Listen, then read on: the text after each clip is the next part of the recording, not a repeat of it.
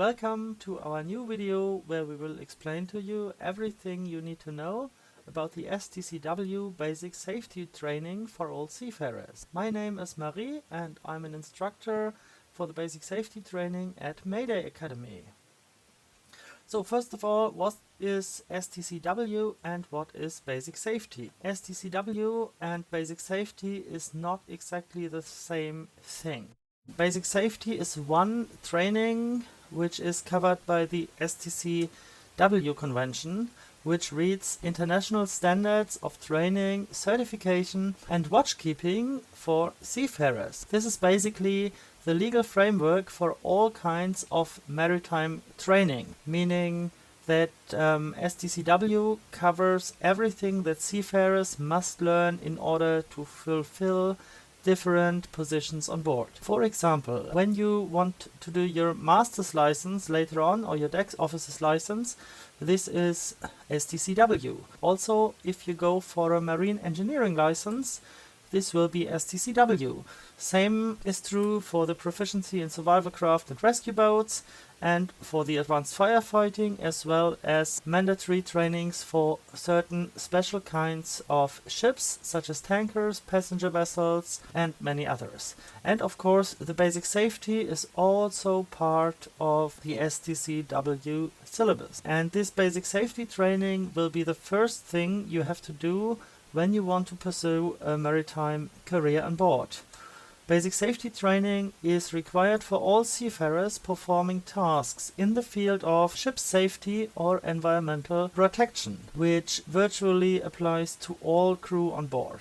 That means when you work on a ship in a paid position, most likely they will ask you for a Certificate of Proficiency in Basic Safety Training according to STCW. So, what will you do in this STCW Basic Safety Training? The course consists of 4 parts, and in Germany there is a 5th part which is not part of Basic Safety but which is integrated into the course. So the 4 parts of Basic Safety are: first, personal safety and social responsibility; second, personal survival techniques at sea; third, fire prevention and firefighting; and fourth, the elementary first aid training.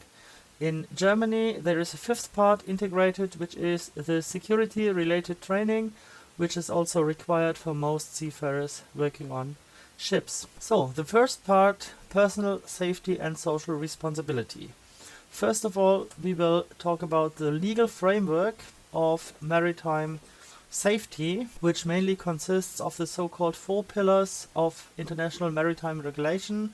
That is the Safety of Lives at Sea, or SOLAS Convention, the Maritime Pollution Prevention Convention, short MARPOL, the aforementioned STCW Convention, and the Maritime Labor Convention regulating the rights and duties of seafarers. After that, we will come to the so-called ship familiarization, which means that we will first of all talk about how does a ship work, about different types of ships, how life on a ship is organized, and in general what it means to live and work on a ship and what is different there from workplaces and life ashore. Next will be emergency procedures, dealing with the questions what to do in an emergency, how the emergency response on a ship is organized in case something happens. Because when you're on a ship, you cannot call the voluntary fire brigade. They will not come because you are far away, so there will only be the involuntary fire brigade, and this is, guess who? It's you. Nobody else will come to your help, so you will be a firefighter and many things else. Next, there will be safety management. Safety management deals with the question how to stay safe on the ship, how to organize everything in a safe manner to prevent accidents, and how a safety culture can be implemented on board the ship. Hazards of work on board and hazardous work processes is a big topic because, as you can imagine, work on a ship is dangerous, and there are some particular kinds of operation or tasks which are particularly dangerous, such as mooring and unmooring the ship, hot works such as welding or gas cutting or grinding, and working aloft, which is tasks where you need to climb or where there is a danger of falling down. Work safety will deal with the question of how to protect yourself from these dangers, and a strong focus will be on personal protective equipment, how to use your personal protective equipment, why you need to use it, and how it works. Another important point in this first part of the course will be communication. This is, on the one hand, the technical side of what kind of equipment we have available for communication on the ship, such as handheld radio devices, how to use them, how to operate them, but also communication procedures and communication in general.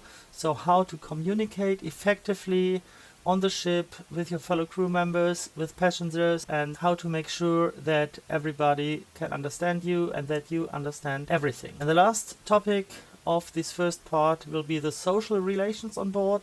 Social relations on board are important because a ship is a quite different social space than life ashore.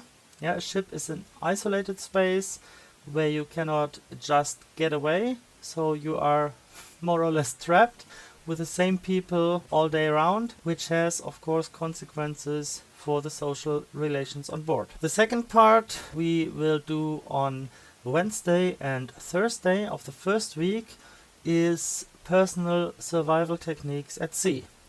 In this part of the course we will deal with survival craft and rescue boats, life-saving appliances like immersion suits and life jackets, and the procedures of abandoning ship and survival at sea. Abandoning ship is when your ship is sinking or when your ship is damaged in such a way that you cannot stay on the ship, so you have to leave your ship and then you have to survive at sea. We will talk about emergency radio systems, and we will talk about and use pyrotechnical distress signals.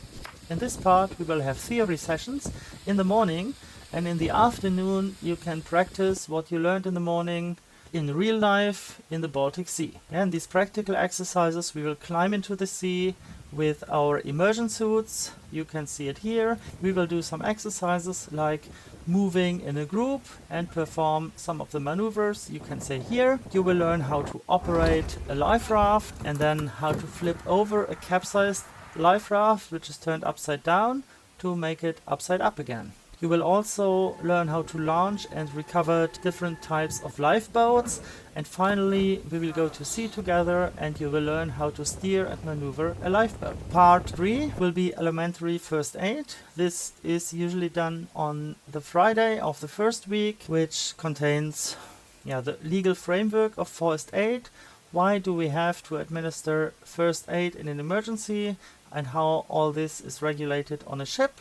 We will talk about the medical equipment available on board, and we will also have a look on all these pieces of equipment that are relevant for you as a first aider. We will talk about what to do in a medical emergency, including mainly CPR and the use of so-called automatic external defibrillators, or AEDs, which are mandatory on ships. We will also talk about positioning of patients and rescue techniques such as the recovery position or the Rautek maneuver to get people out of a danger zone quickly, and learn all the procedures to administer first aid for different kinds of injuries and illnesses. All this will be not only theory, we will also do practical hands-on training.